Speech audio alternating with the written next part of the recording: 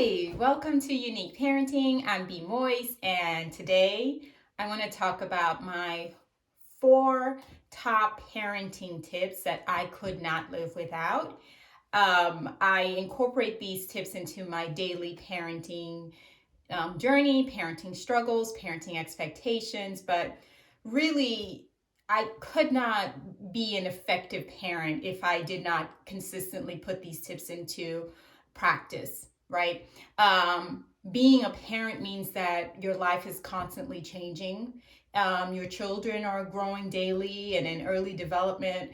When they're itty bitty, there's both, biological and physiological changes that's happening very quickly, and you kind of have to figure out, well, how do I keep up with their needs? But their needs are constantly changing, both developmentally and physiologically. So how do I keep up with that? And for me, I've come up with 4 things that no matter what stage of parenthood you're in, they're pretty useful. So there are definitely things that you can use no matter what. My first rule of thumb: consistency. Okay, so consistency is a number one tip when it comes to parenting. Whatever it is that you're doing, if you do it consistently, it will be effective. If you want to have your child eat something new, try new foods. If you consistently introduce new things to them, they will eventually do it. Children thrive on consistency. Children love knowing what's coming up, what's next. And if you're consistent with discipline, if you're consistent with communication, they're less likely to negatively respond to it. It doesn't mean they won't negatively respond the first, second, third, or fourth, or fifth time, but definitely if you just keep going at it and you're consistent, you will definitely see the benefits of what you've been working for and working towards. So you started at 2, I guarantee you by the time they're 8, there's less pushback because you've been consistent. It's expected, it's comforting.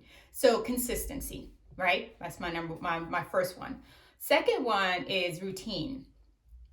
I love a routine house. I love routines in general, really. But routine brings calmness to chaos. Routine lets the child know what to expect in the house. Like, routine is, oh, this is how our day is going to start. This is how our day is going to end.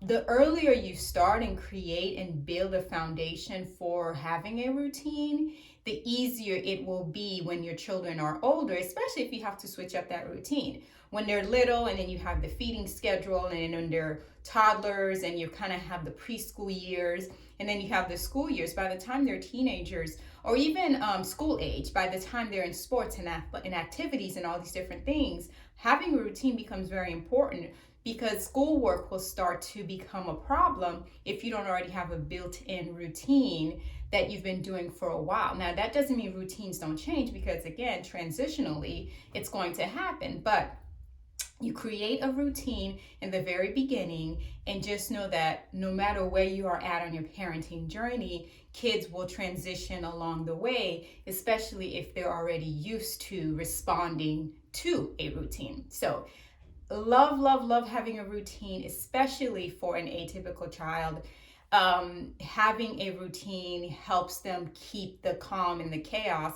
And if they're having a hard time with communicating or not able to communicate at all, this is definitely a way for them to understand purpose, for them to understand, if A, then B, I start this and I end with that. So create a routine early from start to beginning, and you're less likely to have pushback later on in the years. But definitely, routine is just great in general. It does create calmness. So routine is my number 2. Number 3, communicate. You can never over communicate with your kid. If you want your 13-year-old to talk to you, then you have to, talk to your 2-year-old. Because what happens is when kids are young, it's so easy to dismiss them, especially when they're talking about, the grass being green or the turtle or whatever it is that a 2-year-old might have interest in. But if you're so easily to dismiss them at 2, they're not going to come and want to talk to you at 13 when we want to have this really hardcore, difficult conversation. So start really, really young. and maintain that relationship. Now, what if you have a kid that's nonverbal or limited verbal? Like, how do you communicate with them? There's so many different ways to communicate with someone that does not have words, because communication doesn't necessarily mean ability to speak. Communication is just conveying an information, letting someone know what's going on. So there's other ways that you can build and bond and connect and communicate with the kid that is nonverbal. Join them in their world, join them with their activities. If they're jumping, you jump with them. If they're walking around in a circle, you walk around with them in a circle. You'll be surprised and amazed with how a child can start to connect with you and communicate with you, because you took a vested interest into them and into what they're doing. So communication is not just about talking, but definitely engaging and being a part of that child's world. So create a time to talk to your child and make it consistent. Make it part of your routine, and you will build on that. So again, when the really difficult conversations are going to be happening later, it will just be a transition and not this shock.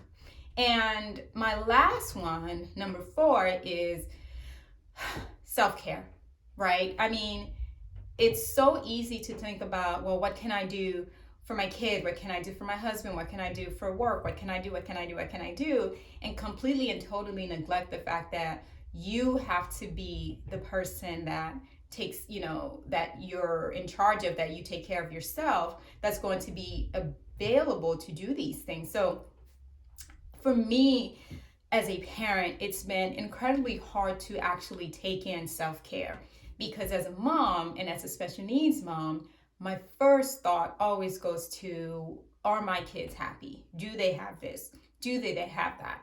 What's next on the list? Then my second role is, did my husband have this? Does he have that? Can he do? Then I go to, what about work? Did work blah, blah, blah, blah, blah, and so on and so on. So it's really been a hard struggle for me to create that sense of balance and give myself self-care. So self-care is really, it's fundamental key to being an effective caregiver. So you have to take care of yourself. You have to put yourself first. And self-care doesn't have to be this, 12-hour spa day, although that would be great. But it doesn't have to be a very long time. It's just basically taking time out to yourself. Even if it's just a 5-minute meditation, a 10-minute walk, sitting in the car alone before you get inside the house, whatever it is that you need to recharge, just make sure that you do that and you give yourself that, so you can be a better person and caregiver. So again, those are my 4 parenting tips that I live by, I love, and I like talking about them. So hopefully you will put them and apply them to your life as well. And, good luck. Enjoy your unique parenting journey with your unique